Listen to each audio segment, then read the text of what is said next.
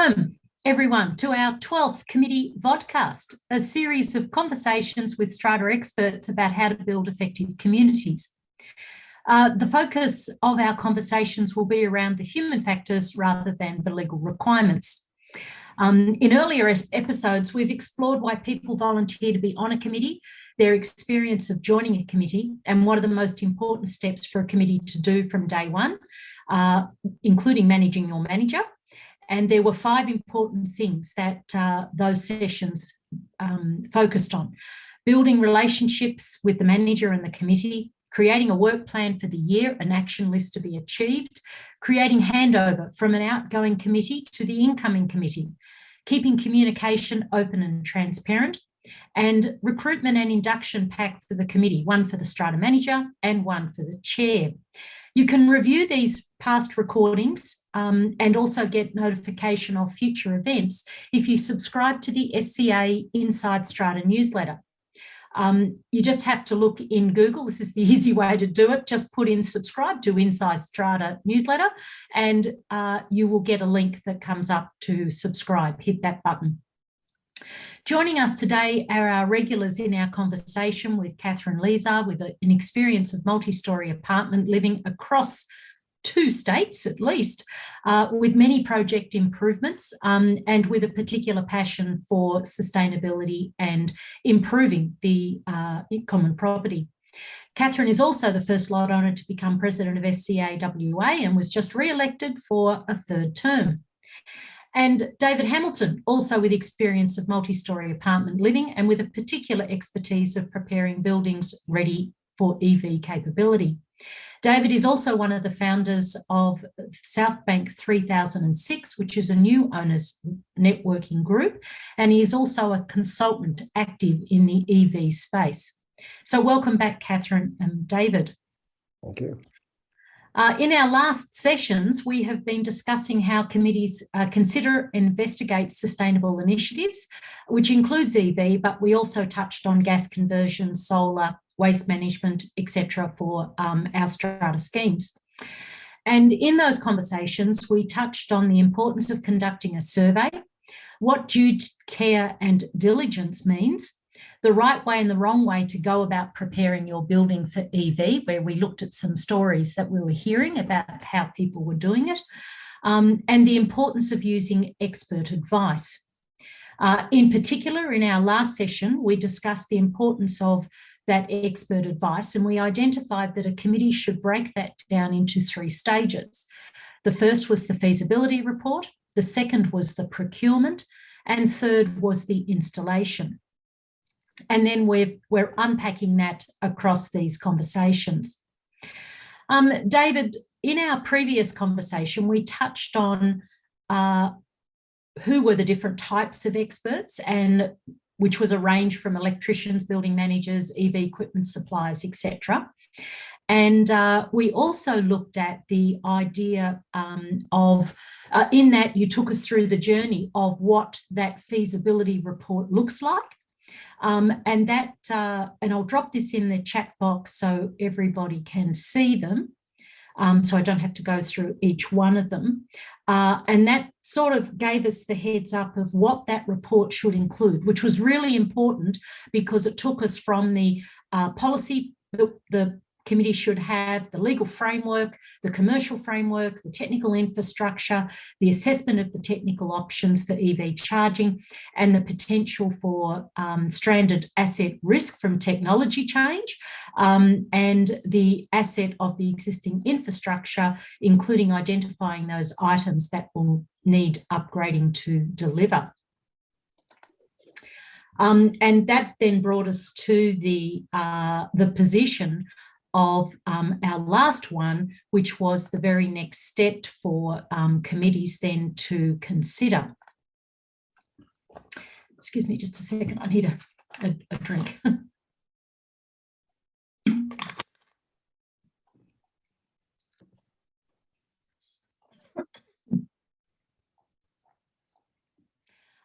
So, David, for our news listeners, because we'll have some new people who weren't part of that conversation there. Do you start thinking about EV by talking with equipment suppliers, or do you start with that feasibility side study? Right. Look, Julie, just to reiterate, if you start with an equipment supplier, the equipment supplier has one goal in life, and that is to make a sale. Right? So the old adage goes, a salesman or a salesperson is coin driven. And thus that is their focus in life. No matter how they dress it up, that is still the focus in life. Whereas for an owner's corporation, that is almost the end point of where they need to get to. So a feasibility study actually helps an owner's corporation reach the right decisions about the right solution for their building, which may not be from a particular equipment supplier. It enables them to bring along the owners corporation members as to what this journey is going to involve. It doesn't have to take a long time, but it's important that they're aware of it, that they're engaged, so that many of the concerns that people have are addressed. And finally, it enables them to unpack the pre-packaged solution you get from an equipment supplier into definable bits. And some bits of it you do not need the specialist equipment supplier. In fact, a large part of the retrofitting doesn't require them. And so you can therefore get a much lower cost outcome than simply buying an off-the-shelf solution from an equipment supplier. The equipment supplier has a definite place in this process, but that's right towards the end when they bring their secret sauce into the bargain, bring their secret sauce to the table.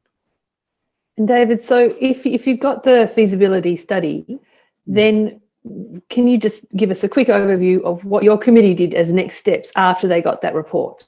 So after we got our strategy together, we then went to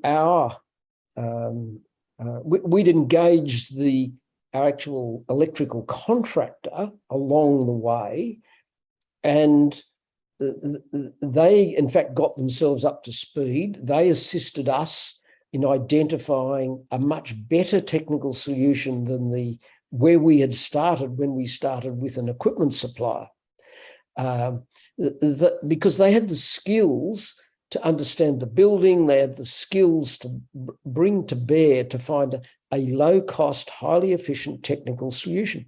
Because what is being delivered is a piece of electrical infrastructure, not a piece of EV charging equipment. And that's the big interesting distinction. There's a huge distinction there to understand that. Yeah, that's a big difference between living in a multi-unit development and having a house in the burbs. Oh yeah, absolutely. And one of those differences is decision making. So obviously there's a decision making, and that can take time in strata land. So what is the impact of time on this kind of process? Well, I think time has two impacts. One, there's a positive impact. Because you've got a lot of players, it helps you bring people along. It's been quite interesting in a number of buildings that I've been involved in, where people who've started out who were, well, maybe we should, maybe we shouldn't, have now come to understand what the benefits will be. Even though they may not be going to buy an EV now, they might in the future. They can see a benefit to the building, and it takes away the conflict, the dissent. This is a fringe group or something. It helps people. It helps diffuse a lot of that problem. The negative of taking time, and decision making in owners corporations takes time because of the cycle of meetings and things, is that the costs that you got, say, on day one may be slightly different when you come to the actual implementation phase. But you can manage that, right? But you shouldn't think that I'm buying getting costings that are going to hold forever.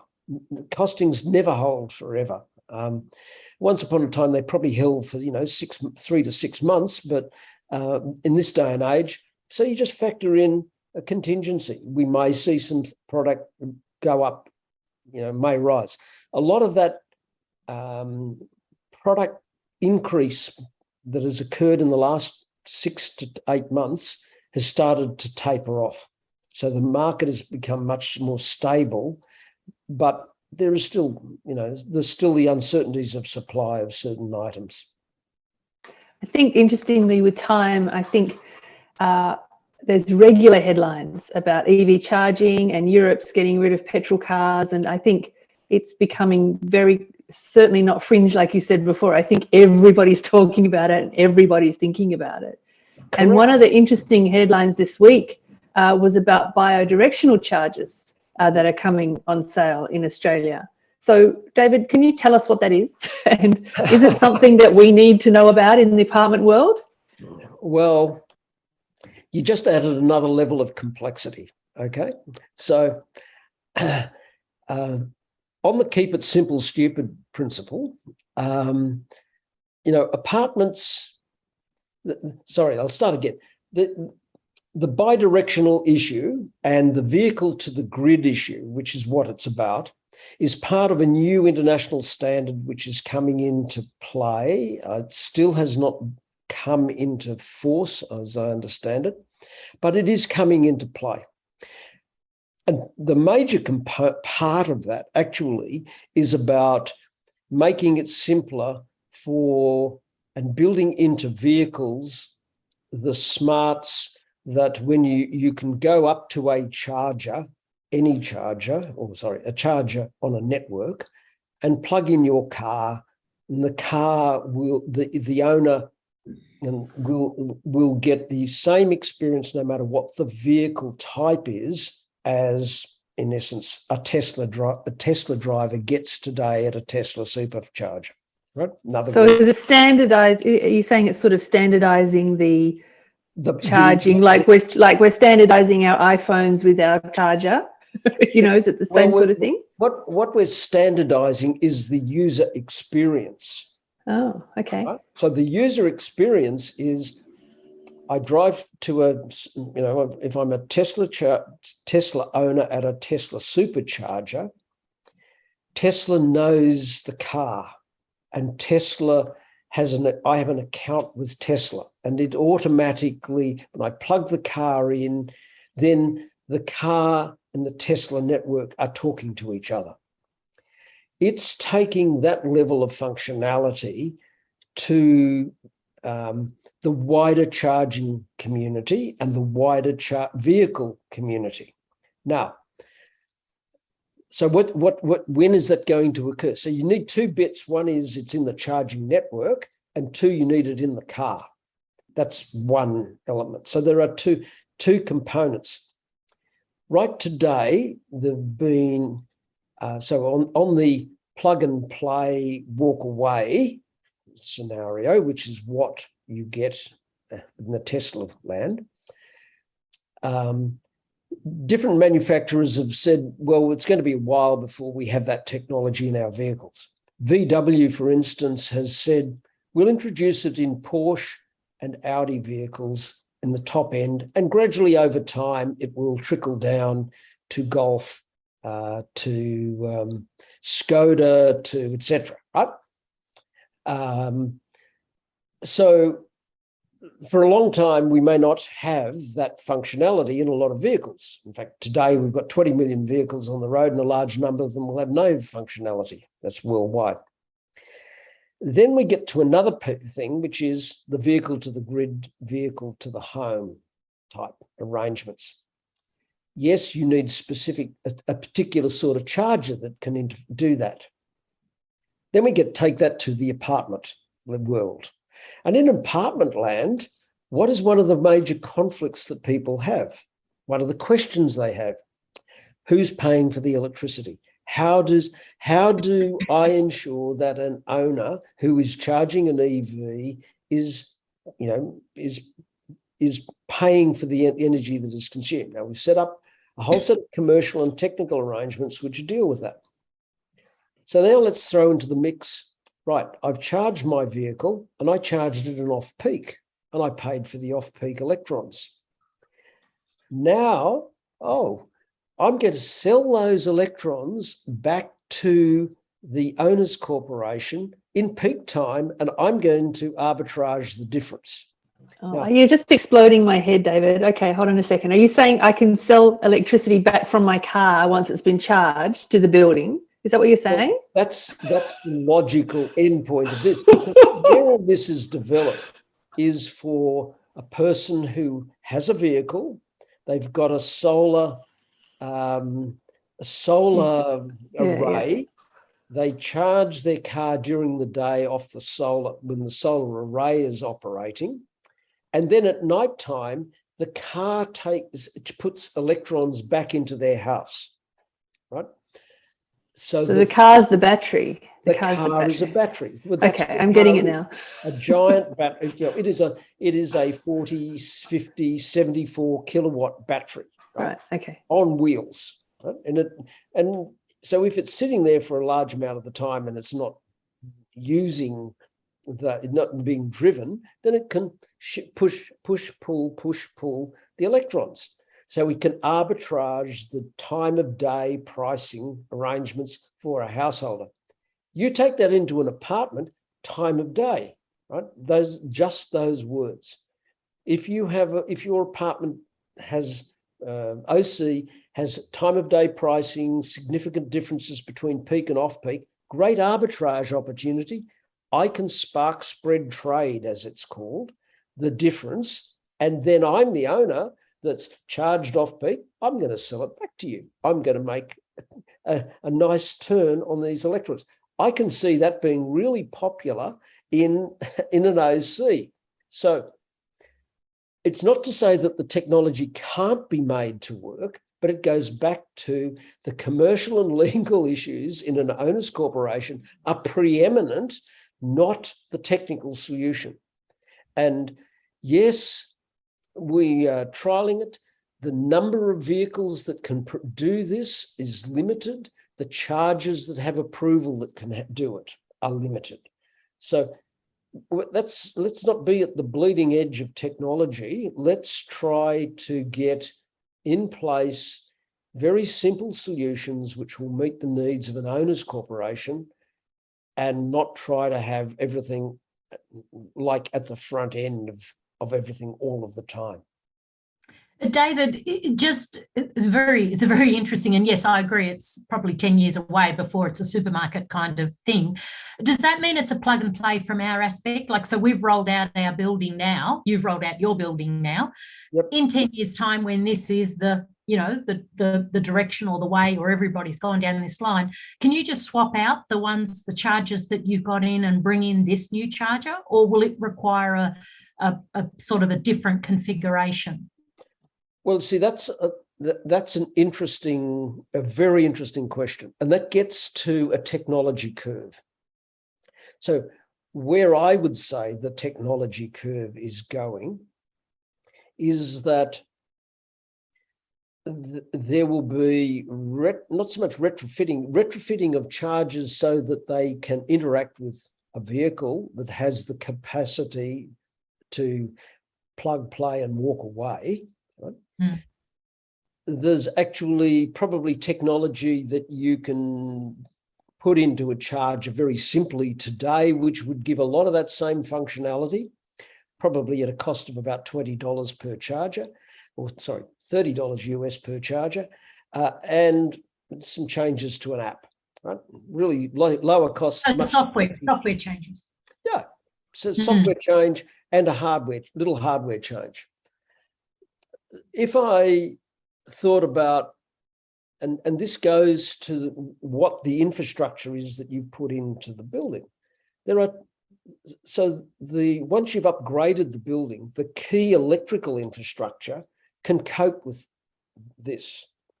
The next component that you look at is the load management system and the chargers. So the question that actually for gain for an overseas corporation will become one, well, does everybody have to swap their charger if they need to have a bespoke charger which will enable vehicle to the grid?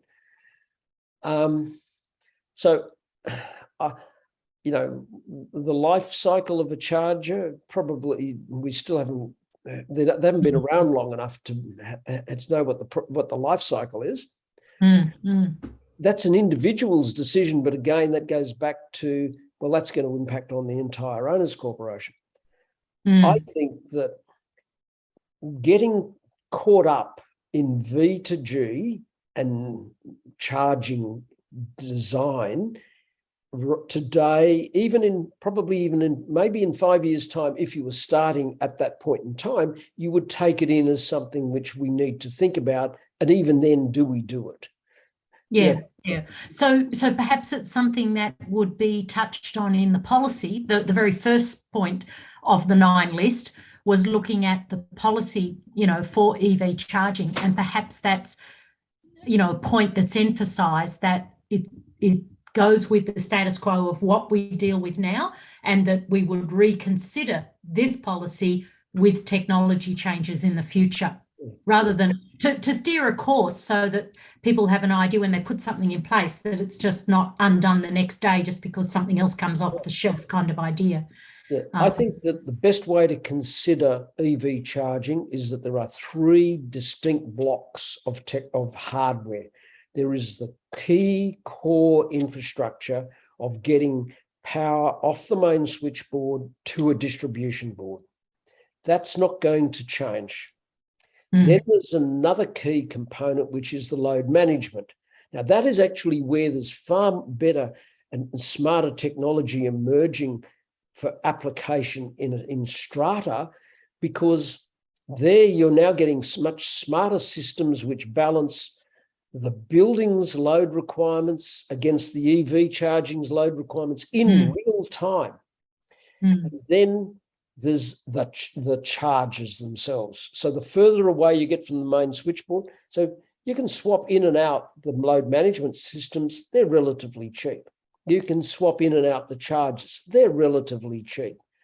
So once you've put the major backbone in, which is probably the highest cost item, then you can plug and play the other stuff over time. You know, in 5 years' time, we can make some decisions to upgrade because there's been a bit of technology change.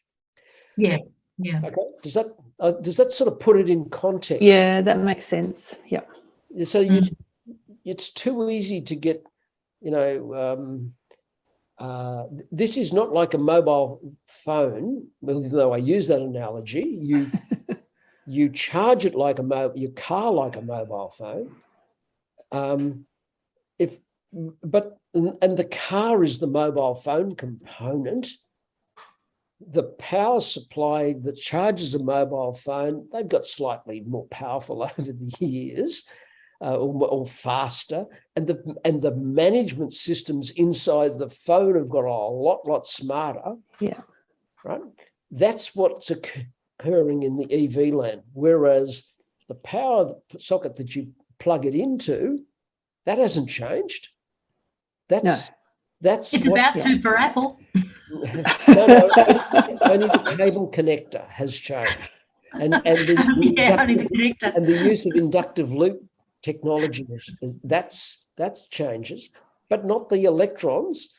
So I think the more interesting thing which will occur with vehicle to the grid in apartments will be the whole electrification debate, right? So that will if you have a large enough population density of EVs and you had sorted out the legal and commercial issues about vehicle to the grid, then could that assist that? Conversely, the flip side of all of this in apartments is what's the best time that you're trying to get EV charging to occur? It's in the off-peak periods, which is not when you're going to be pushing it back. You probably want, if you're going to, you might push it back during the day. Oh, but where are the vehicles during the day? They're not in the car park. So the model which applies in the suburban house may not necessarily have any comparable application in the apartment development. Yeah. To get the major impact that you get in a house as opposed to an apartment. Yeah. Interesting. Of course, just like what we're talking, apart from technology changing continually, the market is hot. We've got a lot more players now entering the marketplace, just like you see in the solar panel side as well. Some are good, some are not. And some of them have, they're offering different things. We know, for example, we've mentioned before that the equipment suppliers themselves are offering a kind of an end-to-end product that's all about buying their product, as you like to say. That's what their focus is. That's what they're there for. Yeah. And we're now seeing the embedded network operator for those buildings with embedded networks already in particular. They're offering these all-inclusive deals that come with funding, equipment, and a payback kind of thing all built in, which might work for some people. But what, David, with those scenarios of all those sorts of things, what are the sort of things that committees should be aware of when looking at that, again, going in with your eyes open? Well, most of the embedded networks operators are really rebadging equipment supplier solutions. So that's the first thing. The second thing is I have real concerns because they're imposing new charges. This is a lock-in strategy for the embedded network. And they've got things like daily supply charges. Like, why do you need to pay a daily supply charge? Why does each owner have to pay a daily supply charge for having EV in the building? You don't. I mean, their commercial models they're trying to retrofit their traditional commercial model and overlay it over an EV charging environment. And there's still actually some of the ones that I've seen, they're still looking for the OC to actually fund all the backbone infrastructure upgrade, or at least 50% of it. And they are held. And again, the pricing, I just am blown away by the sort of pricing that I've seen. And so my advice would be tread warily. An embedded network provider with an offer of equipment is the classic Trojan horse, and it's about once the genie is out of the bottle, it's very hard to get it back into the bottle. And that's why the Victorian government has made the sort of interventions that it has in the market. I think embedded network operators are seeing, this is a way we can continue on because this is a sustainability activity, and thus we can get an exemption from having to move out of the market and allow competition to operate in the building for the owners and the OC. Yeah, I agree. And I think the whole embedded network discussion is a topic for another podcast. Exactly right. I was just going to ask you, Julie, I want to hear all about that, but we're running out of time. We are running out of time. And so I might just finish up here with just two things. One is that in the news this week as well, not this week, probably last week, that New South Wales has announced a 10 million co-fund round for 125 medium and large apartment buildings with more than 100 car parking spaces to make EV charging electrical upgrades. In Victoria, we have no such announcement, but we do have an election next month, and SCA's has an election advocacy out there, which is calling for the major parties to commit to smarter, greener and more livable strata by establishing, first of all, a full rebate for neighbours, which will help people get on board and understand what their good idea, where they can improve with their buildings. At least it's the starting point. An extension of the solar homes program to apartments and townhouses. And we're asking for the 10 million as well for co-funding of electrical vehicle charging, for our apartment buildings and complexes. So, just around, Catherine, anything you want to add? No.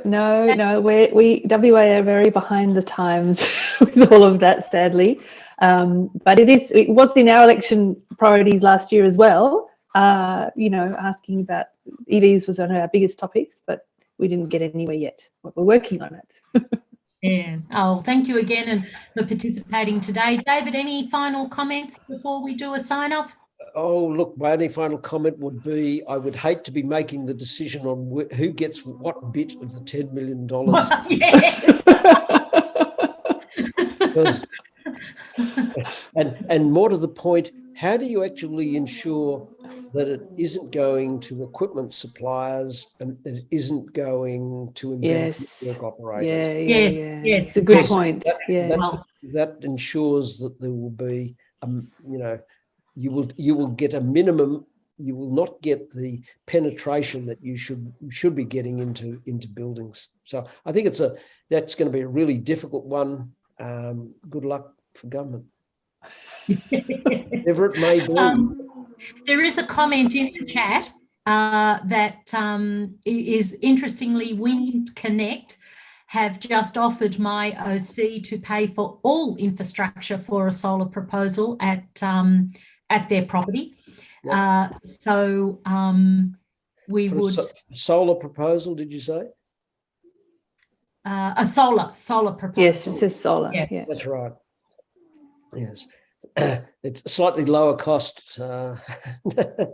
I've seen some of them on the EV side, and they're eye-watering, the price. Yes, exactly. But I think your comment about the Trojan horse, I think that's probably the best advice, is to look beyond, dig deep, look beyond. And it's not saying it's not, not a good deal to get the outcome you want, but just be aware of what the hidden charges are. Really. And ironically, you can do some now really smart things with solar arrays and load management systems, and you probably therefore need to keep your options open on the solar side of things as well. Yeah, but we circle back around then to where we started in the feasibility study. Yeah. Yes, exactly. That's the point of getting it. Rightio. Like your work. Well, we've run out of time, sadly. It's always such an interesting 30-minute conversation we have. Thank you to David and Catherine, and thanks for everyone joining us today. Thank you very much. All. I always learn something. Bye-bye. Bye.